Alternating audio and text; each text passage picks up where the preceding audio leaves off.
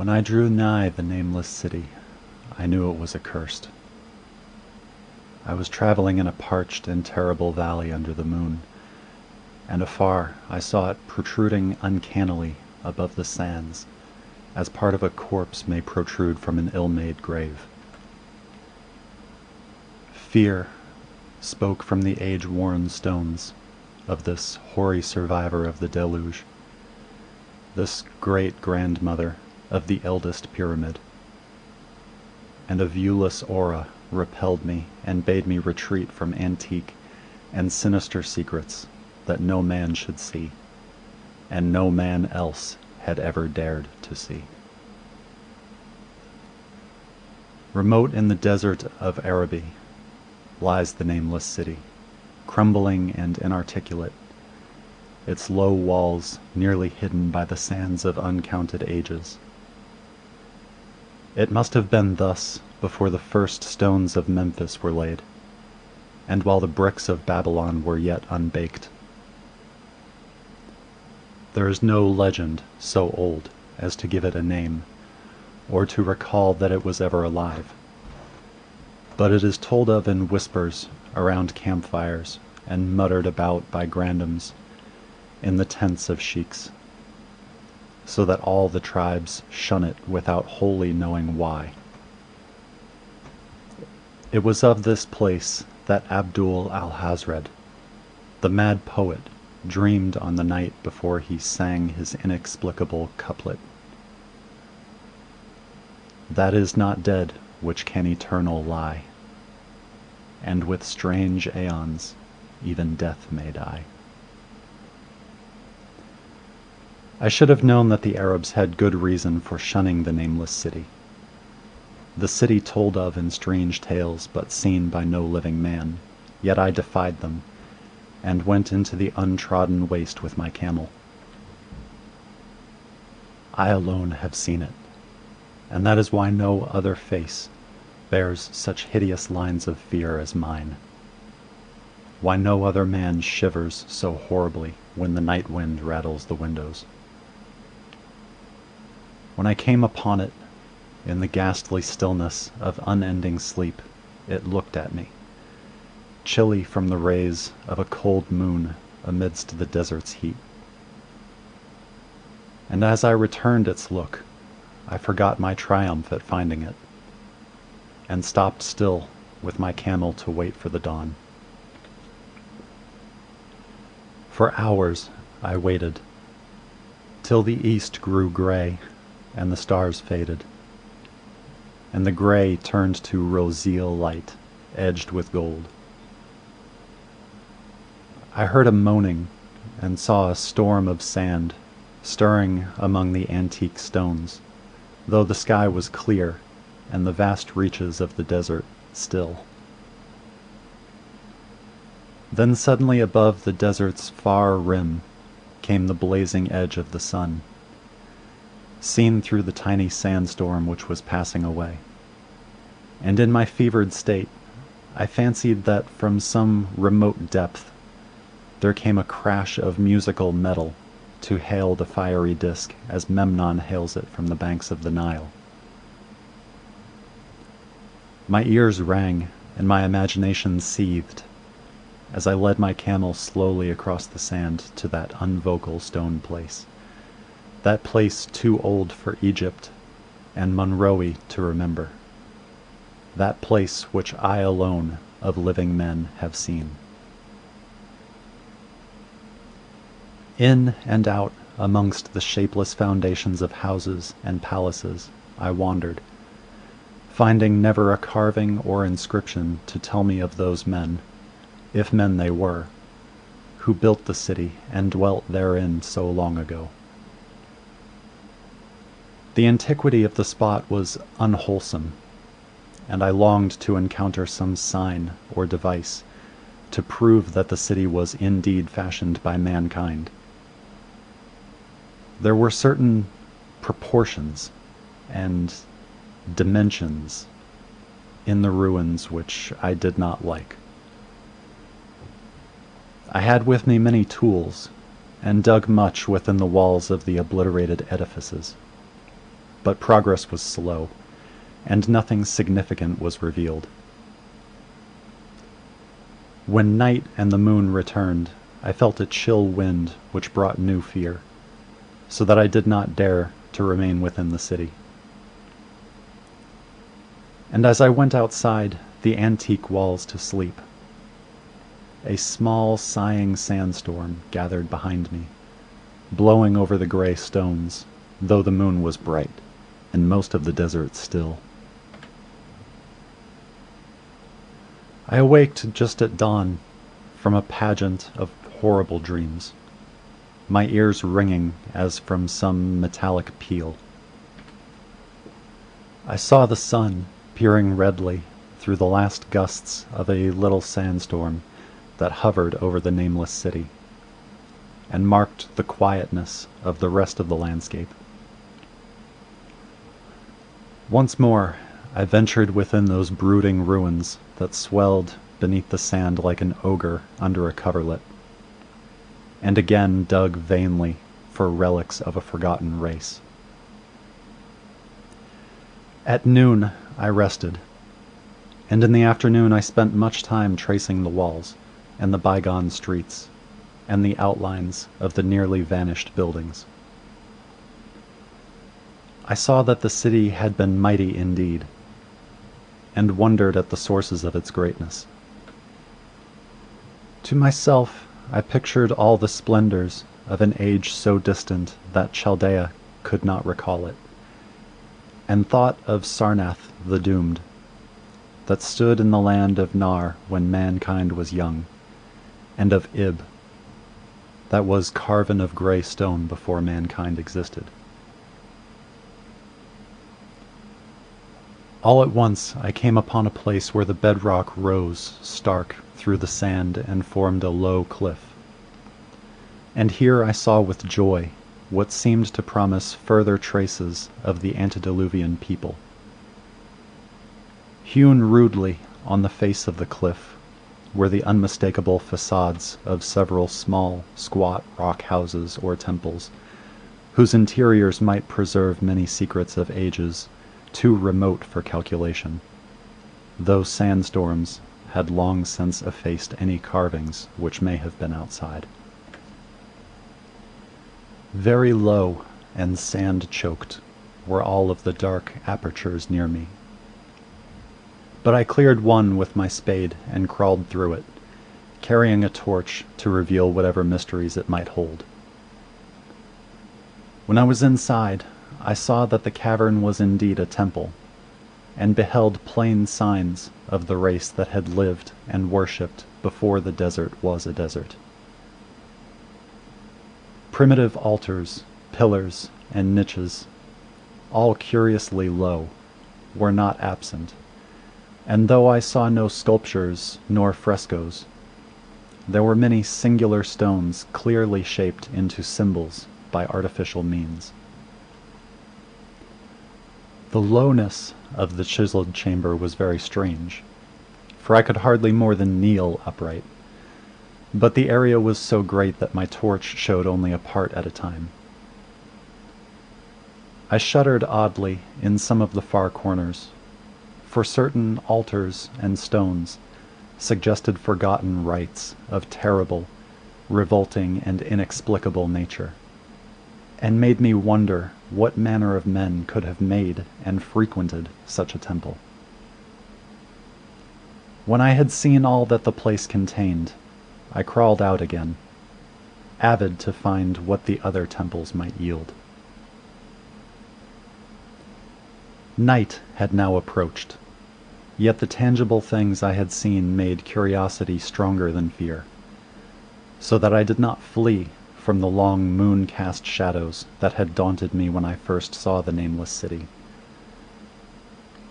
In the twilight I cleared another aperture, and with a new torch crawled into it, finding more vague stones and symbols, though nothing more definite than the other temple had contained.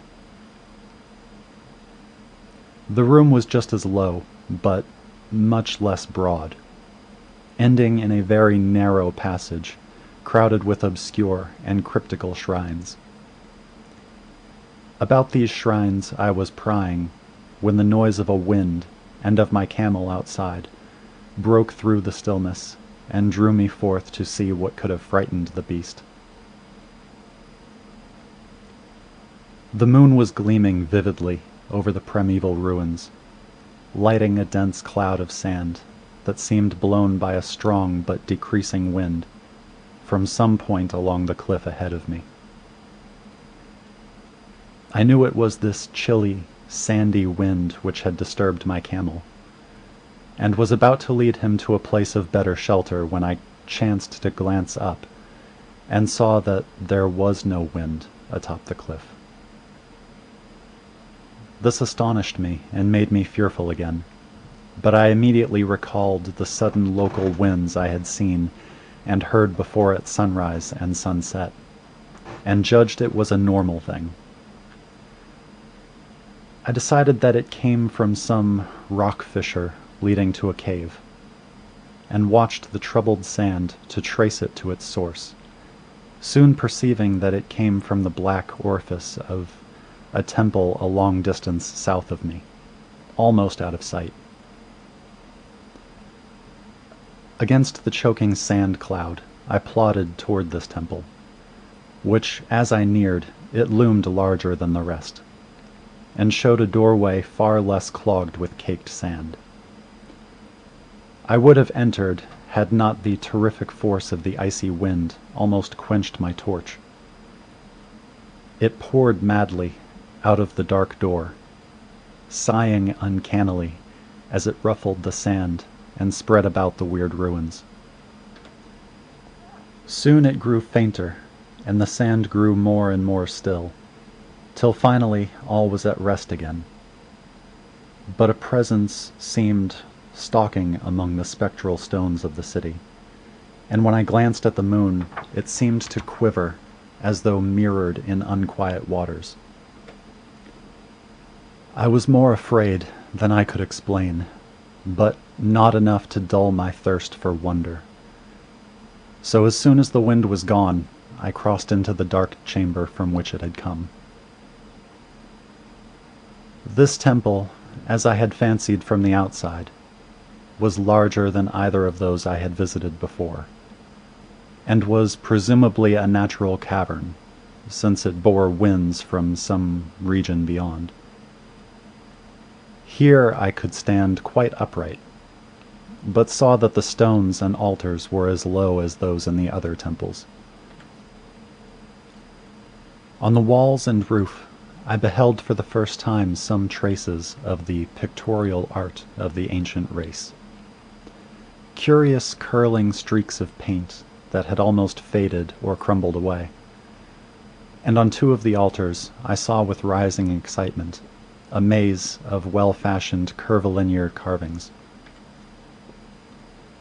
As I held my torch aloft, it seemed to me that the shape of the roof was too regular to be natural, and I wondered what the prehistoric cutters of stone had first worked upon. Their engineering skill must have been vast. Then a brighter flare of the fantastic flame showed me that for which I had been seeking, the opening to those remoter abysses whence the sudden wind had blown, and I grew faint when I saw that it was a small and plainly artificial door chiseled in the solid rock. I thrust my torch within, beholding a black tunnel with the roof arching low over a rough flight of very small, numerous and steeply descending steps. I shall always see those steps in my dreams, for I came to learn what they meant. At the time I hardly knew whether to call them steps or mere footholds in a precipitous descent.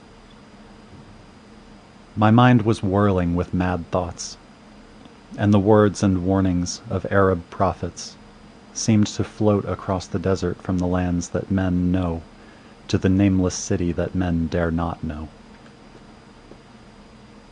Yet I hesitated only a moment before advancing through the portal and commencing to climb cautiously down the steep passage, feet first, as though on a ladder. It is only in the terrible phantasms of drugs or delirium that any other man can have had such a descent as mine. The narrow passage led infinitely down, like some hideous haunted well, and the torch I held above my head could not light the unknown depths toward which I was crawling. I lost track of the hours, and forgot to consult my watch, though I was frightened when I thought of the distance I must be traversing. There were changes of direction and of steepness, and once I came to a long, low, level passage where I had to wriggle feet first along the rocky floor, holding my torch at arm's length beyond my head. The place was not high enough for kneeling. After that were more of the steep steps, and I was still scrambling down interminably when my failing torch died out. I do not think I noticed it at the time, for when I did notice it, I was still holding it high above me as if it were ablaze. I was quite unbalanced with that instinct for the strange and the unknown which has made me a wanderer upon the earth and a haunter of far, ancient, and forbidden places. In the darkness there flashed before my mind fragments of my cherished treasury of demonic lore.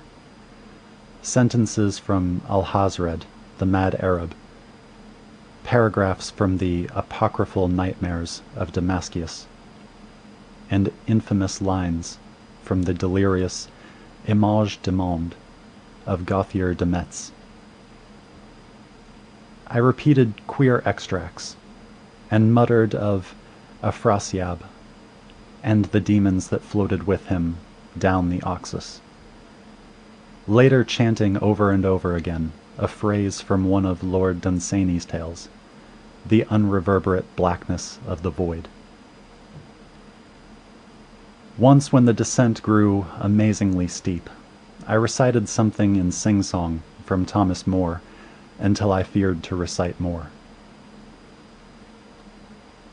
A reservoir of darkness black, as witches' cauldrons are when filled, with moon drugs in the eclipse distilled, leaning to look if foot might pass.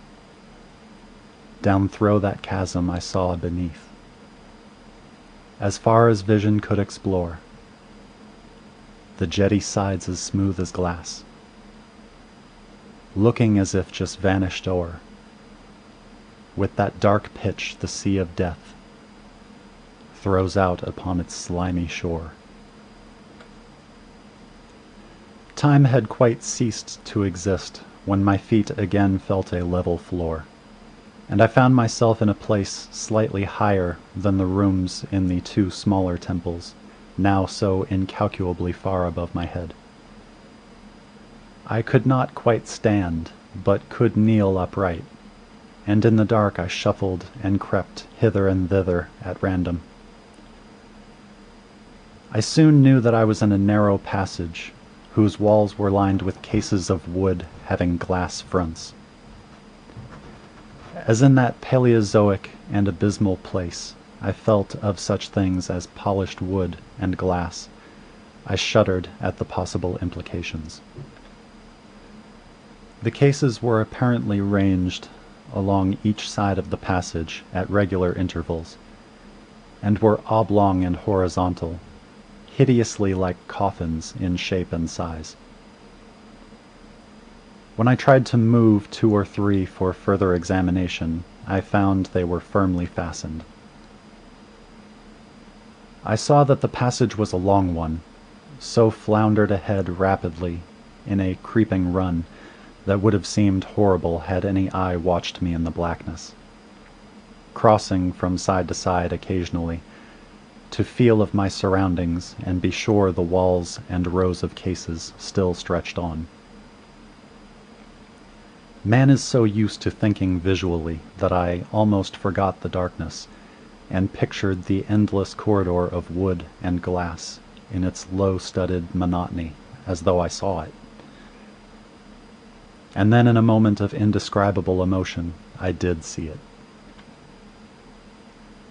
Just when my fancy merged into real sight, I cannot tell. But there came a gradual glow ahead, and all at once I knew that I saw the dim outlines of the corridor and the cases, revealed by some unknown subterranean phosphorescence. For a little while, all was exactly as I had imagined it, since the glow was very faint, but as I mechanically kept on stumbling ahead into the stronger light, I realized that my fancy had been but feeble. This hall was no relic of crudity, like the temples in the city above, but a monument of the most magnificent and exotic art. Rich, vivid, and daringly fantastic designs and pictures formed a continuous scheme of mural painting whose lines and colors were beyond description. The cases were of a strange golden wood, with fronts of exquisite glass, and contained the mummified forms of creatures outreaching in grotesqueness the most chaotic dreams of man. To convey any idea of these monstrosities is impossible. They were of the reptile kind, with body lines suggesting sometimes the crocodile, sometimes the seal, but more often nothing of which either the naturalist or the paleontologist ever heard. In size, they approximated a small man, and their forelegs bore delicate and evidently flexible feet, curiously like human hands and fingers. But strangest of all were their heads, which presented a contour violating all known biological principles. To nothing can such things be well compared. In one flash I thought of comparisons as varied as the cat, the bulldog, the mythic satyr, and the human being. Not Jove himself had so colossal and protuberant a forehead, yet the horns and the noselessness and the alligator-like jaw placed the things outside all established categories. I debated for a time on the reality of the mummies, half suspecting they were artificial idols, but soon decided they were indeed some Paleogean species which had lived when the Nameless city was alive. To crown their grotesqueness, most of them were gorgeously enrobed in the costliest of fabrics, and lavishly laden with ornaments of gold, jewels, and unknown shining metals. The importance of these crawling creatures must have been vast, for they held first place among the wild designs on the frescoed walls and ceiling. With matchless skill had the artist drawn them in a world of their own, wherein they had cities and gardens fashioned to suit their dimensions. And I could not but think that their pictured history was allegorical, perhaps showing the progress of the race that worshipped them. These creatures, I said to myself, were to the men of the Nameless city what the she-wolf was to Rome, or some totem beast is to a tribe of Indians. Holding this view, I thought I could trace roughly a wonderful epic of the Nameless city, the tale of a mighty sea-coast metropolis that ruled the world before Africa rose out of the waves, and of its struggles as the sea shrank away, and the desert crept into the fertile valley that held it. I saw its wars and triumphs, its troubles and defeats, and afterward its terrible fright against the desert when thousands of its people, here represented an allegory by the grotesque reptiles, were driven to chisel their way down through the rocks, in some marvelous manner, to another world whereof their prophets had told them. It was all vividly weird and realistic, and its connection with the awesome descent I had made was unmistakable. I even recognized the passages. As I crept along the corridor toward the brighter light, I saw later stages of the painted epic, the leave-taking of the race that had dwelt in the Nameless City and the valley around for 10 million years. The race whose souls shrank from quitting scenes their bodies had known so long, where they had settled as nomads in the earth's youth, hewing in the virgin rock those primal shrines at which they never ceased to worship. Now that the light was better, I studied the pictures more closely, and, remembering that the strange reptiles must represent the unknown men, pondered upon the customs of the Nameless City. Many things were peculiar and inexplicable. The civilization, which included a written alphabet, had seemingly risen to a higher order than those immeasurably later civilizations of Egypt and Chaldea, yet there were curious omissions. I could find, for example, no pictures to represent deaths or funeral customs, save such as were related to wars, violence, and plagues. And I wondered at the reticence shown concerning natural death. It was as though an ideal of earthly immortality had been fostered as a cheering illusion. Still nearer the end of the passage were painted scenes of the utmost picturesqueness and extravagance, contrasted views of the Nameless City in its desertion and growing ruin, and of the strange new realm or paradise to which the race had hewed its way through the stone. In these views the city and the desert valley were shown always by moonlight, a golden nimbus hovering over the fallen walls and half revealing the splendid perfection of former times, shown spectrally and elusively by the artist. The paradisal scenes were almost too extravagant to be believed, portraying a hidden world of eternal day, filled with glorious cities and ethereal hills and valleys. At the very last, I thought I saw signs of an artistic anticlimax. The paintings were less skillful and much more bizarre than even the wildest of the earlier scenes. They seemed to record a slow decadence of the ancient stock, coupled with a growing ferocity toward the outside world from which it was driven by the desert. The forms of the people, always represented by the sacred reptiles, appeared to be gradually wasting away, though their spirit, as shown hovering about the ruins by moonlight, gained in proportion. Emaciated priests, displayed as reptiles in ornate robes, cursed the upper air and all who breathed it, and one terrible final scene showed a primitive-looking man, perhaps a pioneer of ancient Iran, the city of pillars, torn to pieces by members of the elder race. I remembered how the Arabs fear the Nameless City, and was glad that beyond this place the grey walls and ceiling were bare.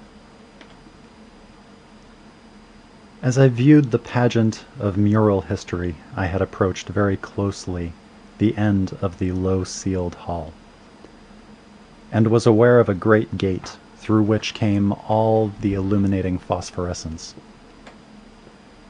Creeping up to it, I cried aloud in transcendent amazement at what lay beyond, For instead of other and brighter chambers, there was only an illimitable void of uniform radiance, such as one might fancy when gazing down from the peak of Mount Everest upon a sea of sunlit mist. Behind me was a passage so cramped that I could not stand upright in it. Before me was an infinity of subterranean effulgence.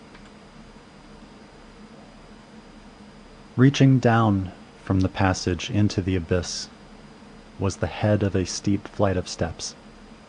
Small, numerous steps, like those of the black passages I had traversed. But after a few feet, the glowing vapors concealed everything. Swung back open against the left-hand wall of the passage was a massive door of brass, incredibly thick and decorated with fantastic bas-reliefs, which could, if closed, shut the whole inner world of light away from the vaults and passages of rock. I looked at the steps, and for the nonce dared not try them. I touched the open brass door, and could not move it. Then I sank prone to the stone floor, my mind aflame with prodigious reflections which not even a death-like exhaustion could banish. As I lay still with closed eyes, free to ponder, many things I had lightly noted in the frescoes came back to me with new and terrible significance. Scenes representing the Nameless city in its heyday, the vegetation of the valley around it, and the distant lands with which its merchants traded. The allegory of the crawling creatures puzzled me by its universal prominence, and I wondered that it should be so closely followed in a pictured history of such importance.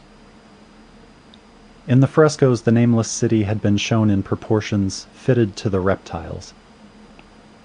I wondered what its real proportions and magnificence had been, and reflected a moment on certain oddities I had noticed in the ruins. I thought curiously of the lowness of the primal temples and of the underground corridor, which were doubtless hewn thus out of deference to the reptile deities there honored, though it perforce reduced the worshippers to crawling. Perhaps the very rites had involved a crawling in imitation of the creatures. No religious theory, however, could easily explain why the level passage in that awesome descent should be as low as the temples, or lower, since one could not even kneel in it. As I thought of the crawling creatures, whose hideous mummified forms were so close to me, I felt a new throb of fear.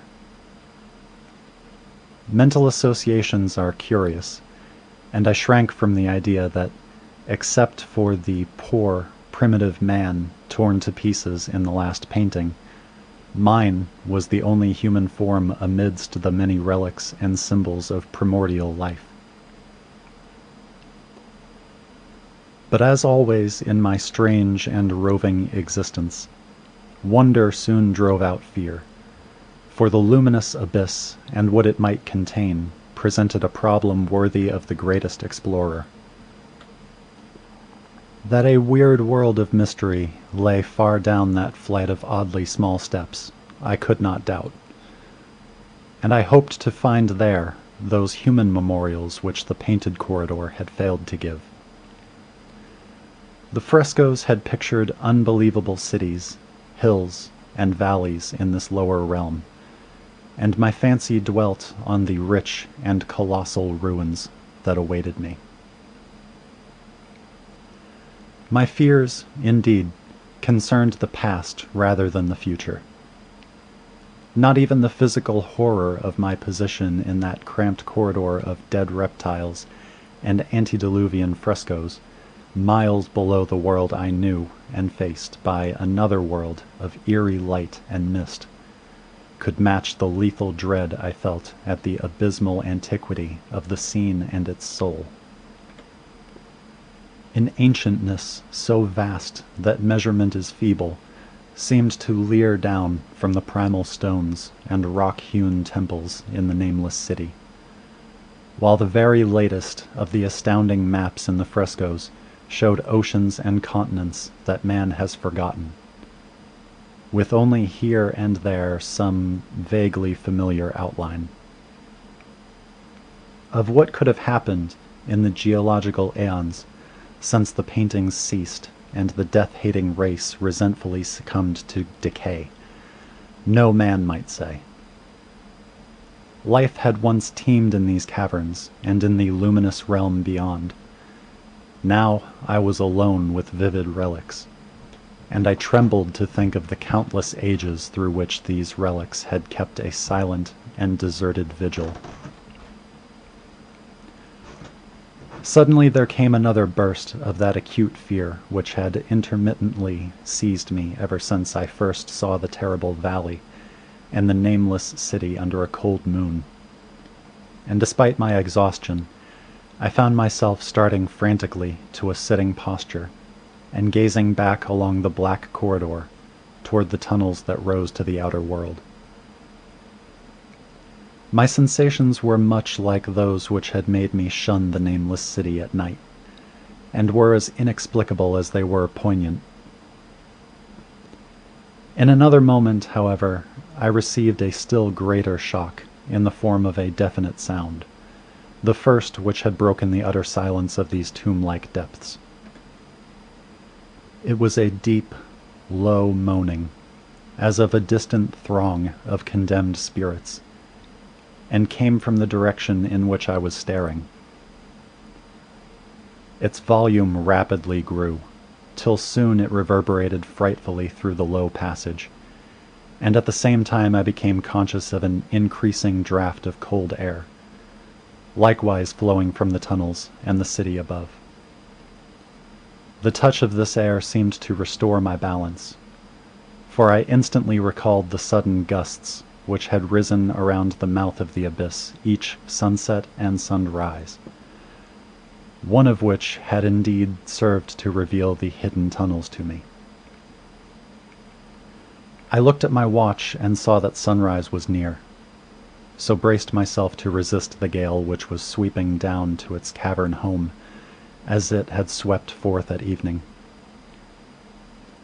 My fear again waned low, since a natural phenomenon tends to dispel broodings over the unknown. More and more madly poured the shrieking, moaning night wind into that gulf of inner earth. I dropped prone again and clutched vainly at the floor for fear of being swept bodily through the open gate into the phosphorescent abyss. Such fury I had not expected, and as I grew aware of an actual slipping of my form toward the abyss, I was beset by 1,000 new terrors of apprehension and imagination. The malignancy of the blast awakened incredible fancies. Once more I compared myself shudderingly to the only other human image in that frightful corridor, the man who was torn to pieces by the nameless race. For in the fiendish clawing of the swirling currents there seemed to abide a vindictive rage, all the stronger because it was largely impotent.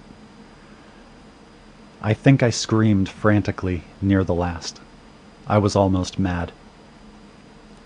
But if I did so, my cries were lost in the hell-born babble of the howling wind wraiths.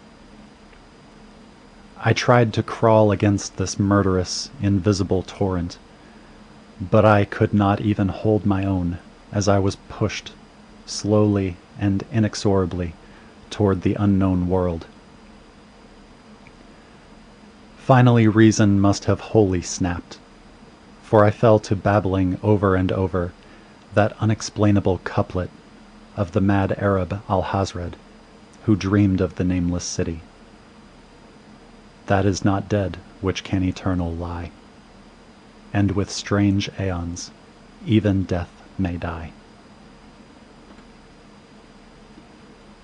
Only the grim, brooding desert gods know what really took place, what indescribable struggles and scrambles in the dark I endured, or what Abaddon guided me back to life, where I must always remember and shiver in the night wind, till oblivion, or worse, claims me. Monstrous, unnatural, colossal was the thing, too far beyond all the ideas of man to be believed except in the silent, damnable small hours when one cannot sleep. I have said that the fury of the rushing blast was infernal, cacodemoniacal, and that its voices were hideous with the pent-up viciousness of desolate eternities. Presently those voices, while still chaotic before me, seemed to my beating brain to take articulate form behind me. And down there in the grave of unnumbered aeon-dead antiquities, leagues below the dawn-lit world of man, I heard the ghastly cursing and snarling of strange-tongued fiends. Turning, I saw outlined against the luminous ether of the abyss what could not be seen against the dusk of the corridor. A nightmare horde of rushing devils, hate-distorted, grotesquely panoplied, half-transparent, devils of a race no man might mistake, the crawling reptiles of the nameless city. And as the wind died away, I was plunged into the ghoul-peopled blackness of Earth's bowels. For behind the last of the creatures, the great brazen door clanged shut, with a deafening peal of metallic music whose reverberations swelled out to the distant world, to hail the rising sun as Memnon hails it from the banks of the Nile.